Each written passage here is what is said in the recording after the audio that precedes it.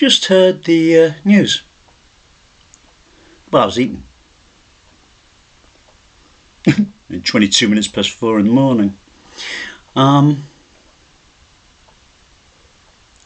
Starmer's been talking about his radical changes to benefits.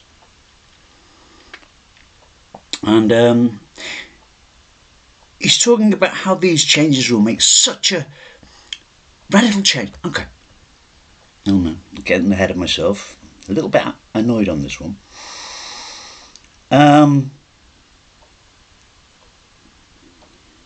Simply put, he's talking about getting people who are young and can't find a job onto training courses and such like.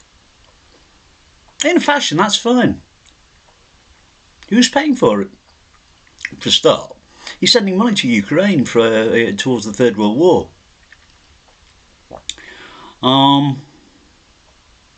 Meanwhile, right now, there are no jobs.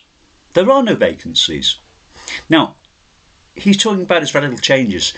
The idea being that if you can't find a job within, I think it's about 3 months or so, he's talking of, I think, you'll be shoved on a training course. And if you don't succeed on the training course, you'll not get any benefit.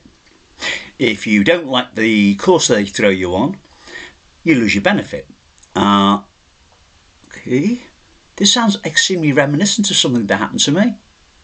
It was 79, and it was under Thatcher's government. And she talked of her radical changes to the benefit system. How if you were a young unemployed and couldn't find a job, you'd have to get yourself retrained. Hang on. Mr. Starmer, would you like a history lesson? This was done once before. I know. I was affected by it. Sorry.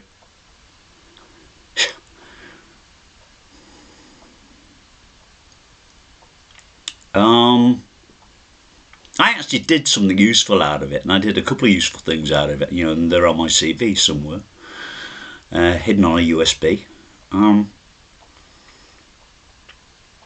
I actually found it useful, but then again, that's only because I found a couple of the courses to be to my taste. They were within the co-work field.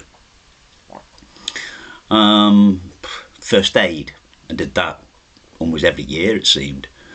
So you can benefit, but at whose cost? I'll tell you something. If you're going to teach a bunch of young people how to use a forklift, which is one of the ones they were doing. What was the other one? They were getting people into the NHS, and the government were paying for it. It's something like a 12-week training course. How to be a phlebotomist. Some of them were very good. No insult intended. I was using that as an example. That lasted for quite a while. So literally, Mr. Starmer, do a history lesson. I know I'm older than you, and I know I went through it. Some people were very badly damaged by a system that did not treat the individual as an individual, and that's what you're doing now. You're lumping people up into a large bunch and calling them benefit scroungers or moochers. Well, guess what, mate? Who's paying for your allowance? You don't deserve to be the Prime Minister of this country, because you don't look after the country. You look after your interests and those of your mates. Incidentally, please stop funding Ukraine. I don't want pensioners to die through lack of warmth. So Starmer says we must send money to Ukraine. Is that why you're taking money from people who need it? Is that why you're shoving... You're looking after your own. I swear blind. You've lost the vote, mate.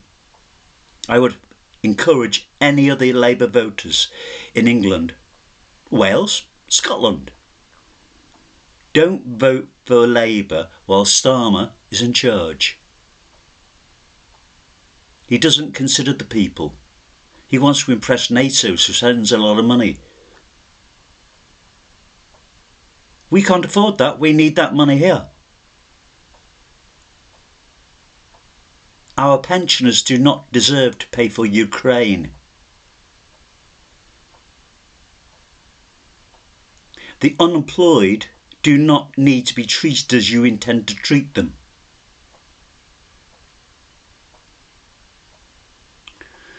Anyway, Starmer says, yeah, okay.